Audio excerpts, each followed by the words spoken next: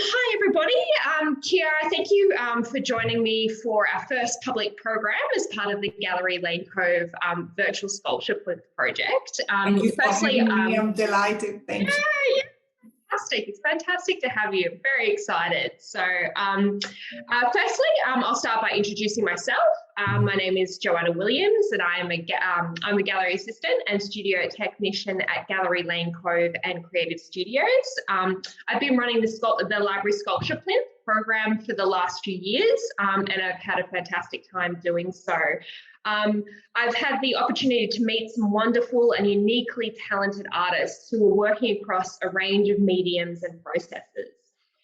We have reignited the Sculpture Plinth program in the extended 2021 lockdown, making the decision to bring it to audiences virtually. We are now at our 5th exhibition, and artists have done a fantastic job of filming and documenting their artworks, allowing the Gallery Lane Cove community to continue viewing and enjoying artworks despite the current circumstances. So I'm going to turn now to Chiara. If you could give us a quick introduction about yourself, if you could provide us with a quick kind of overview of your practice, your mediums and processes, and briefly what inspires your practice. And then we'll get on to the questions. Thank you. Thank you for giving me the opportunity to talk about myself a little bit. I've been living in Lane Cove for over 20 years. I'm originally from Milano, Italy, and I was working there as an architect in a engineering and architectural practice. So my background is in technical drawing, not much into life drawing. Yeah, I've always kept on my drawing skills, doing different things. And I belong to the last generation of architects who would draw by hand before the computer advent. CAD and yeah. And I'm very grateful for that, because we were working in a way that would allow us to put something of ourselves in the drawing. They were functional drawings because they were meant to be read in the building, at the building side, but we still had some desire to put some aesthetic into it and make them our own. And also it was good because we were familiar with all those tools that allow you to describe space, such axonometry and the perspective and the placement of shadows. And it's probably that practice that left me with a sharp perception of space, even if it's unconscious. I do it instinctively, and I think that's what every now and then reappears in my drawings. Although drawings are strictly two-dimensional, at some stage I felt that I had to do the jump from the 2 dimensions to the multi-dimension. Yeah. And if I have to point the finger at the moment, that was when I was doing some class of portrait paintings and life drawing, and I was looking at the work of an Italian sculptor who was called Mario Ceroli, who was working in the 60s, making beautiful silhouettes, cutting them out of a plank of timbers. Yeah. And placing them in very interesting ways in a room. So it was approaching space also. And I thought, oh, that's a nice variation on the strict two-dimensional portrait. Yeah. And that's what I started to do. I started to cut silhouettes and find a system to arrange them on the wall. And that was the first step to occupy some space, to have a volume, create a volume. So that was the start of what I do now, actually. Yeah, no, it's really interesting that relationship between the 2-dimensional and the 3-dimensional. I know I can certainly relate to it in my own practice, and it's such a fascinating process making that transition, and what kind of things come to the artwork that maybe wouldn't in 2D or vice versa in 3D. It's it's really interesting. That's really interesting. In my case, it was totally unexpected, and it didn't happen gradually. It was just a jump. Yeah. Threw yourself into it, and the challenges that come with it, definitely. Yeah. All right. Well, so thank you very much for introducing yourself. So we'll get on to the first question. And look, you've spoken already, a bit about it in your introduction, and that is the fact that you belong to a generation of architects. And so can you explain the relationship architecture and art have in your practice, and how this might navigate your use of space? I think I personally find that such an interesting, topic, and it's really interesting to see how different artists approach it. So yeah. Yes, I think that what I like to do, or what I can, the only thing that I can do for the time being is approaching space in a kind of model format. What I do, it's not a sculpture, so I don't start from a block of material, which can be timber or marble or anything, and then carve it. My process is more like an architectural process. I make an object by the addition of different pieces, by layering a number of pieces, and find a way for them to join and to work together in space. So this is the link between the architectural process and the model making. It's basically the same process in a different scale. Yeah. So that's the best way I can find to describe the mental process behind it. Yeah. Fantastic. And so that leads me into the next question, and laser cutting. So you obviously you use a lot of laser cutting to bring that architectural dimension into the 3D. So it's a relatively new technology, and it's used very creatively in the visual arts. What brought you to explore the process? Well, it is a relatively new technology. I think it was around since the 1960s in heavy industries to cut building pieces, or in the aeronautical industry. I went to laser cutting because I didn't have any of the woodworking skills that Mario Ceroli had. I didn't have any skill in laser cutting as well, but I was really keen to try the technology. And I did some training to start with, and a lot of experimentation at home with mixed results. But in the end, I managed to create a method for my things. It is a very slow process, but I like it because you have to love the accuracy of the machine. It allows you to produce pieces which are really perfect. And if you have to join them, they have to have a perfect join. They cannot be too loose or too tight. And that's what the technology allows you to do. And there's also something else that I love, and I didn't imagine that it could be so rewarding. And it's the collaboration between the mind, which organize the whole project, the machine that follows the instruction of the digital file, and in the end, it's your hands that do the assemblage, and they refine and they polish all the final object. And I really like these three things coming together to produce something. I didn't expect this, but I really cherish the process. And I suppose as you're talking, it makes me think almost that relationship between the machine producing those those perfect lines, and the relationship of kind of that perfect accuracy with architecture as well, and then obviously you're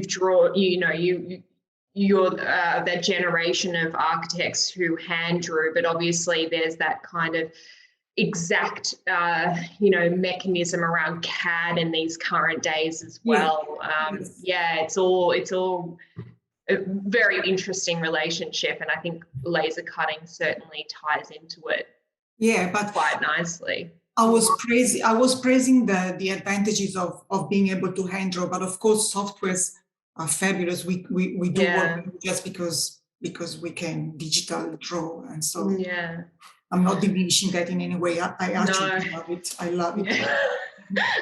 But I think hand drawing certainly fantastic craft to know as a basis to then see it in the mechanism form of CAD, which I've heard through. My mother's an interior designer, and I know she went through a phase of that transition from hand drawn to CAD and the frustration that came with it, having to learn the new technology. Yes, especially young mamas my age. So for us, we are not naturally born user technology is not a first instinct. It is a bit of a struggle. Yeah, definitely. So we talked the other day about mindset and making, and for many artists, they thrive on collaboration and interaction with other artists. But for you, it's the opposite. Your ideal creative environment is solitary, meditative almost. How have you found the COVID lockdown experience? Sounds like it's been ideal for your practice. Look, the reason why I work alone in a room, in a closed room, is that because I'm a really slow and fussy worker. I need complete focus if I want to finish anything at all. I'm not one of those people who thrive on other people's energy or benefit from other people's momentum. I really have to concentrate. But having said that, COVID created this sterile isolation, which is good if you have to stop the spread of a virus, but of course it's really bad to, it doesn't allow you to spread ideas. And of course I look forward to going back to normal life and experience in real life exhibitions and talk, because if you look back at what you do, you discover that every turn in your work comes from looking at someone else's work. We think that we have ideas, but actually we always start from a collective knowledge and a collective experience. So if you don't have that, your brain gets starved of ideas. And I don't know how much I've got left into my battery before it runs out. Yeah, definitely. No, I think every artist has got their unique experience of COVID, and I'm sure there's definitely some people who are relating exactly to your experience, and then others to a variation. So, but having said that, everything that you do and all the material that we can access online, it's really a lifeline. Otherwise, I would just wilt and do nothing, because there is not have the motivation. Some feed coming from the online. Yeah, I think in days when you're finding that you're not particularly motivated, you're not producing anything you feel like is terribly interesting, that you can log online. For me, and Instagram's a fantastic platform for that, and you can see people who are making and doing really interesting things. So it's nice to know that there's still, despite you might not having a fantastic day, there's still artists out there who are creating really interesting, intriguing, fascinating stuff. Despite your own personal circumstances. So at least somebody's putting it out there in the ether. You might feel like you're not, but other people are. In the electronic space. Yeah, definitely. So your consideration for shadows is evident in all four of the artworks showcased in the Virtual Sculpture Plinth exhibition. Can you speak a little bit more to that? We mentioned before that the placement of shadow, it's one of the way that you can use to describe space into a bidimensional work. And actually that was one of the favorite part of my job. I used to love doing that. And I grew a lifelong interest for shadow making and the perception of shadows. And when you create a model, you also create the perfect environment to place shadows. And so I always design my models thinking about the shadow play that happens when they are hit by the sun or any other form of light. And also I like to imagine different shadows that can be positive or negative, plausible or impossible. And I draw them and I let them coexist with the real shadows created by light. And I find that interaction really, really interesting. Yeah. Yes. Yeah, definitely. I think that it's fantastic that the video has really captured that essence of shadow beautifully. I think it really lends itself.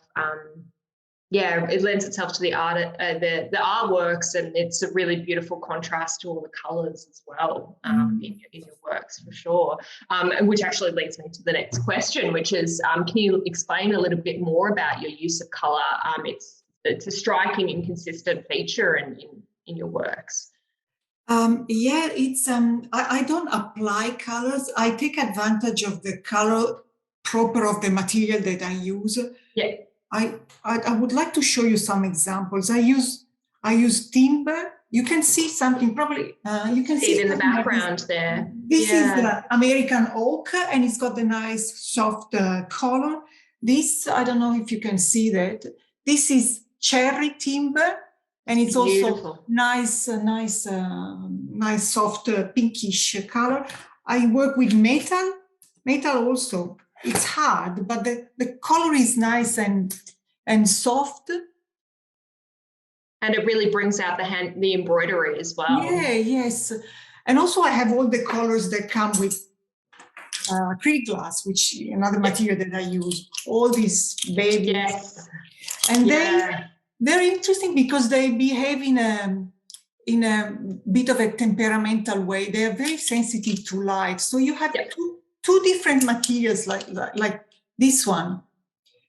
This you can see the faint blue color, but if you turn it and you see the edge, it's almost fluorescent. Yeah. While this one, it's another blue, but if you turn it, the edge, it doesn't look like much. It's almost blue. And so you have to let the material speak and talk about its own proper colors. I wanted to show you this. This is all the colors that I use. My box, my magical box of. It's a beautiful box. a few of the threads that I use, and So I use the color proper of the material. Yeah. Something else that I wanted to point out is that colors come with a cultural baggage. They come with a kind of symbolism or association with a state of mind or some idea. Yeah. I use that association with some pieces with my musical models, but for the pieces that you have exhibited in the plinth, I don't. I just look for a balanced composition and for a sense of fun, because colors ultimately inject fun in our world. So I like that. Yeah, fantastic. And it's beautiful to see the works behind you, and they're so perfectly displayed. You can see the color, and you can see some of the shadows, the movement, the embroidery. It's stunning. So looking more specifically at some of the artworks featured in the virtual exhibition, the meandering spiral artwork, can you talk through the process behind the work and the juxtaposition of the delicate yarn against the hard, almost impenetrable surface of the perspex? Yes, that I've got it here, but I will show you some of the samples because they are easier to manage. I started to embroider timber and metal and acrylic glass after seeing a beautiful exhibition at White Rabbit. I saw a beautiful embroidery by the artist Zhao Zhao. I came home and I thought, how can I possibly embroider something? And I started with some marking, some experimentation, some testing of the material. Something like this. Wow. Which is the same language of the spiral. Actually, I will show you the spiral. It's here. This one. Beautiful. So stunning. And I started to insert, even in the metal that I showed you before, insert this old, gentle, traditional craft into seemingly impossible materials. I find it's fun, and I like the association of something old and something new, or forced into the material by a new technology. I like to marry different things. Yeah.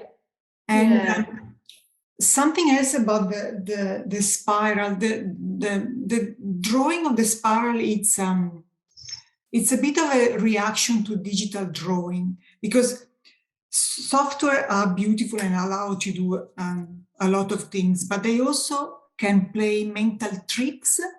You end up working a long time on a virtual grid, on something, a Cartesian plane, somewhere where every point that you draw, it's described by an X and a Y. And despite the fact that I like geometry, when geometric forms come to your mind in a spontaneous way and they aggregate with an intent, it's nice. But sometimes they are forced into my mind by the invisible grid. And so meandering was like a way to, I can't avoid thinking about the grid, but at least I can meander on it. I'm tiptoeing on it. Yeah. And so that's the result of the drawing. Yeah. But in this case, I think that the subject is as important as the technique. I just love the embroidery. Yeah. It looks stunning, and it's such a nice contrast, and it really complements the contrast with the colors of the perspex. And it's just such a beautiful, delicate, and also colorful contrast. It's fantastic. So we're coming to the last question. I think it might be fitting to end this Q&A session on a very positive note, and this is your environmentally friendly practice.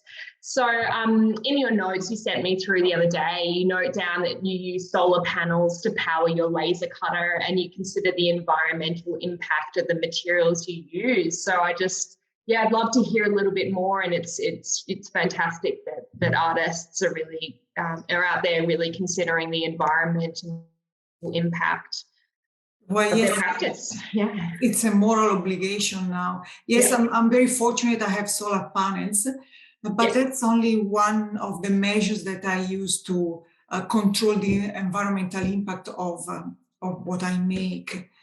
There are a couple of things to mention. One is materials. Timber and paper and colored thread, cotton thread are easy because they are renewable and biodegradable. Acrylic glass, it's a bit different. I use it carefully, and keeping in mind that the life cycle of acrylic glass, it's like that of mineral glass. So I buy recyclable glass, and some colors are recycled, clear, white, and black are already recycled.